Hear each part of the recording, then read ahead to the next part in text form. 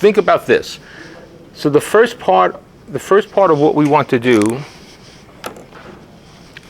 the first part that we want to do is create what we call awareness.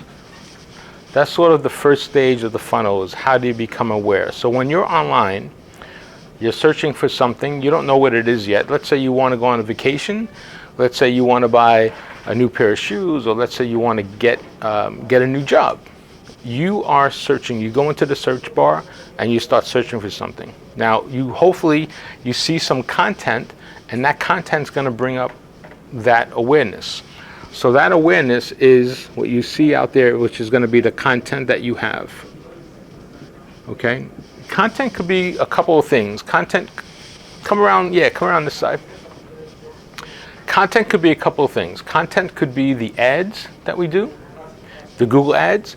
Content could be the emails that we send out, right? Now, it's hard to send out an email unless we know who that person is. So that's why it takes us to the next stage, which is consideration. So normally,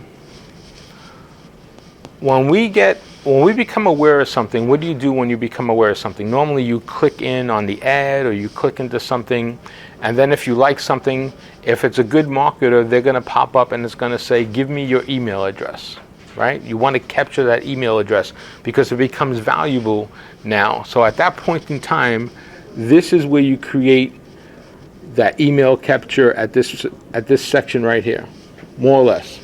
Maybe you want to, you're creating, during that awareness, you're creating some type of what we call CTA, which is call to action. And the call to action makes you take action, makes you want to do something. You want to do something. Give me your email address. Download a free PDF, right? Get a free vacation, sign up, whatever it is. Someone is taking action to do something. Let's say here we're capturing the email address. So now they became aware of us, and they're going to consider us, and we're capturing their email. The next stage, and these are going to be stages in the consumer journey. The next stage will be conversion. This here is the money stage, right? That's where you're going to actually get that transaction, to get conversion, and for someone to make a sale. So we're converting it. Let's say you got their email address. You send out a deal. Hey, buy something for a discount of $20 off. They click through, and now they say yes, and they get that sale. That's what you want this to happen. So that's good. That's a good thing, right? Okay.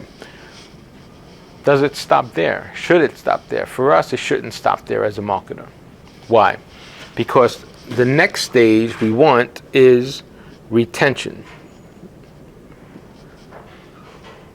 So that first sale that we get is really important. That first sale is very important. Okay, we high-five each other, we got our first sale.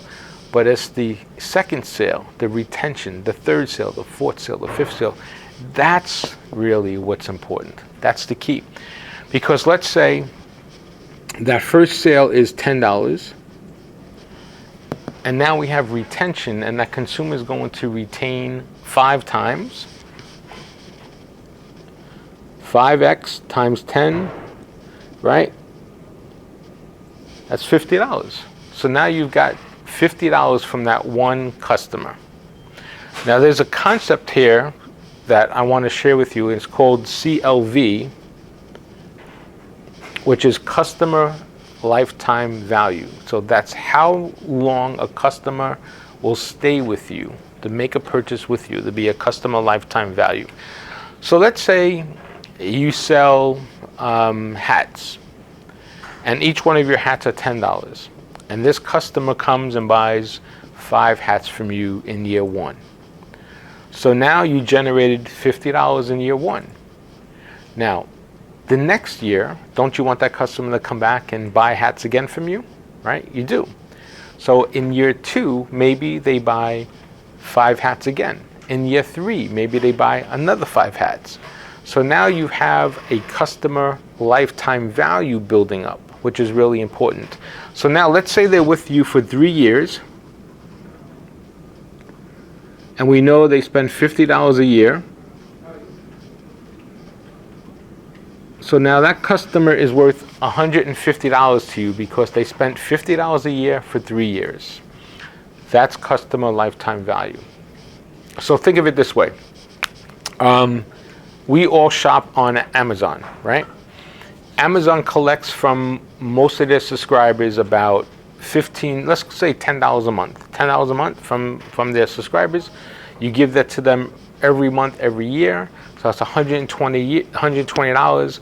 If you're with them for 10 years, they get $1,200 for you for that 10-year period of time. It doesn't sound like a lot because there's one customer. Now, if you multiply that by 100 million customers, by 200 million customers, now you've got that's why they're the number one business in the world, right? They got a big business. So that's really important to think about it. So your goal is to let your future consumer become aware of who you are, get them to consider you. Normally you get that email and you send them some email information and you convert them for that first sale. And then once you convert them to the first sale, you got to keep them to make additional sales. There's one more stage after this that's called brand champion, right? Now, if you're a brand champion, what happens there? Well, if you're a brand champion, what happens is you start to promote the brand and you start telling everybody about the brand. Hey, this is the greatest brand I've ever seen. You have to get this brand. You have to buy this brand. Now they start to market for you and they become part of your marketing efforts, which reduces your costs and also helps with your word of mouth spread. So that's the final stage. You want to get them to be your brand champion. So where does the email marketing strategy come into play? At what stages will email marketing begin? Who could tell me? Awareness? Possibly. If you got their email marketing, right? More than likely it's going to happen at the second stage because of consideration, but if you were able to get their email through some other source, you could make them aware of who you are. Now, there's something to understand here. You cannot buy an email list. People have to opt in. They have to subscribe to your email list. So that's really valuable.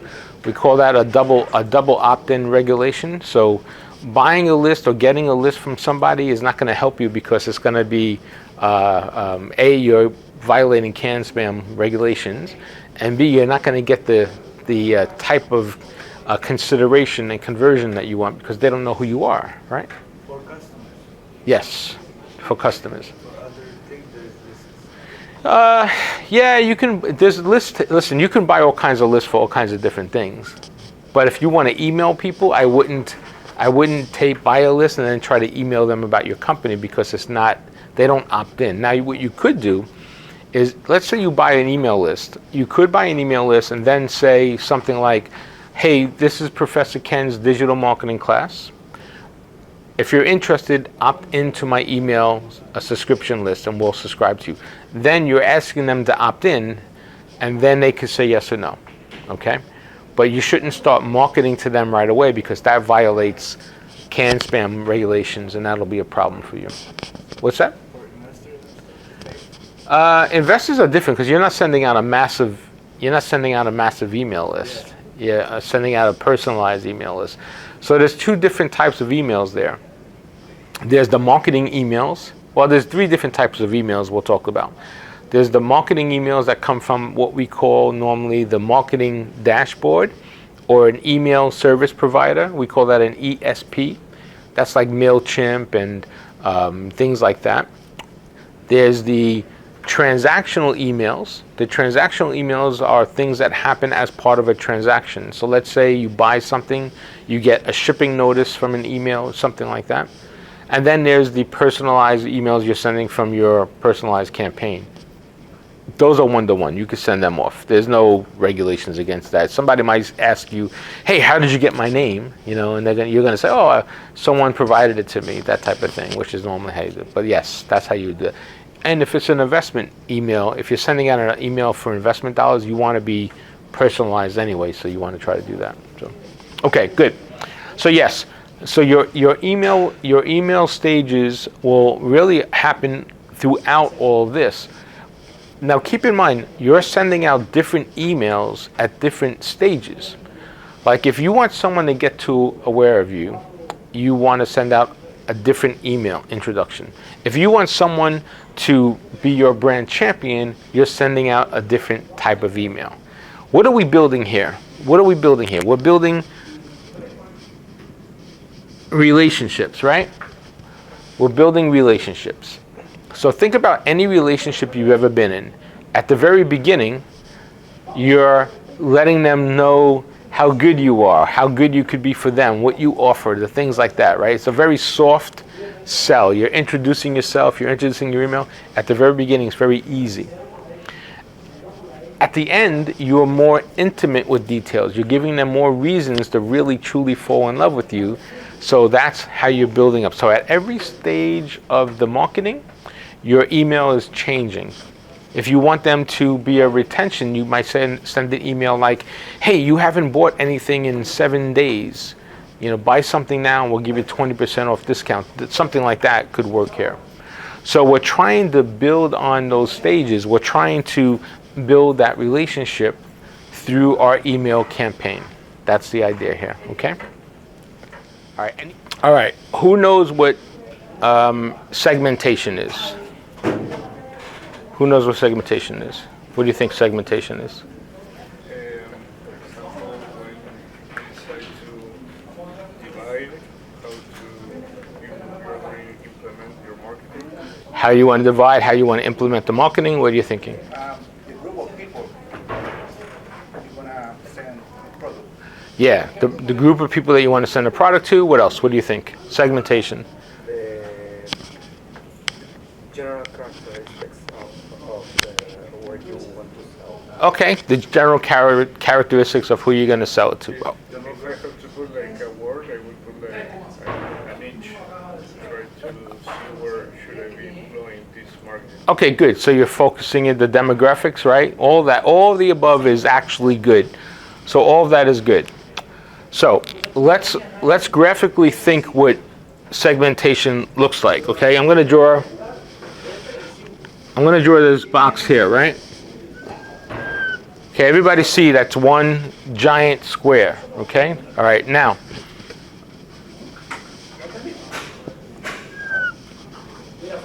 we got 4 squares, right?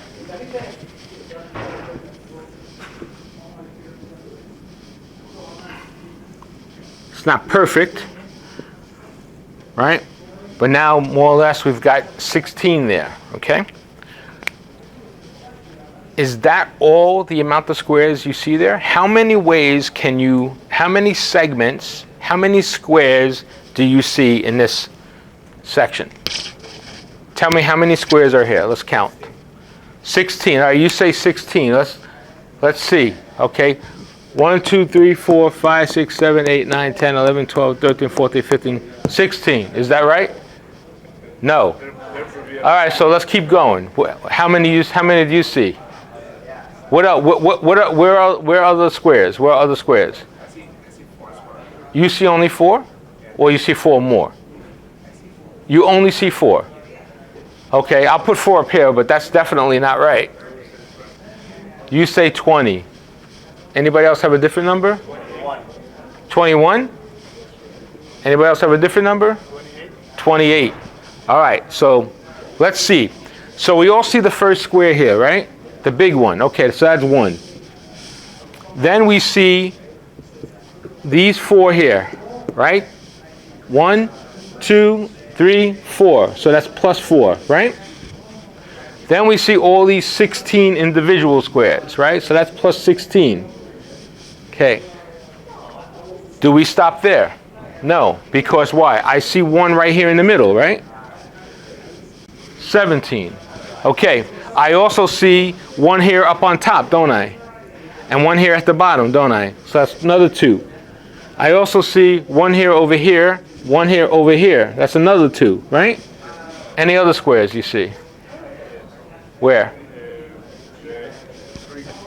This one. Yep, okay, got it. So that's another one. So these 3. And then maybe I could do the same thing over there. And then I could do the same thing over here and the same thing over here, right? So that's another 3, because that's a 4 total. Anything else?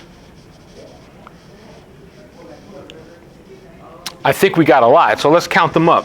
16, 20, 21, 22, 24, 26, 30. More or less. Now, here's the point. This is truly what segmentation is. This is truly what segmentation is. Why? Because everybody in this square has a like interest. Everybody in here, let's say we're marketing to marketing students, right? Everybody in this square is a marketing student. But each one of these squares has a unique differentiating factor. Maybe marketing students in Miami, marketing students in Broward, marketing students in Palm Beach. I don't know what those unique factors are. Then you could also group them. Maybe all these marketing students over here in this corner are all 30 years old. Maybe all these are 21 years old. So you have to start off with a bigger group that has all like interest, and then you could break it down into smaller segmented groups. So when you're doing email marketing, as an example, you're doing email marketing. So let's say I want to do all marketing students, okay? All right, so let's get back to this. So how did we start? So we started with one big group, okay? So think of your email list like this. You're going to have all these emails coming in, and their email list sometimes could be 1,000 emails, it could be 100,000 emails. There are email lists in the millions, okay? Well, should I send out an email to 1 million people? Well, you can, right? But if I send out an email to 1 million people, it has to all be the same. Those 1 million people have to have the same interest. We know that they have an interest in your brand because they wouldn't be on your email list if they didn't have an interest in your brand. We know that. So if you just say something like, hey, this is Professor Ken, thanks for being on my email list, that's okay. But let's say you want to say something more specific, like saying, hey, this is Professor Ken, and I have a social media class for you, and you send that out. You could be hitting it generally, and maybe there's some interest there, but not everyone is interested in social media. Maybe some of them are only interested in email marketing. So if I send out a general email to everybody, the results I get won't be as strong as if I just focused that email onto one of my segments. I could also segment into age, I could segment into occupation. If I have that data on that email list, I could break it down and segment it certain ways. That's really how I would do that, okay? So that's the idea of how to break this out. This is what segmentation is. Segmentation is how you make it though. It's how you break it up. I can't tell you what the best practice is. There are different best practices, but they should all be like interested. They should all be similar interests when you segment the email down. That's really important, okay?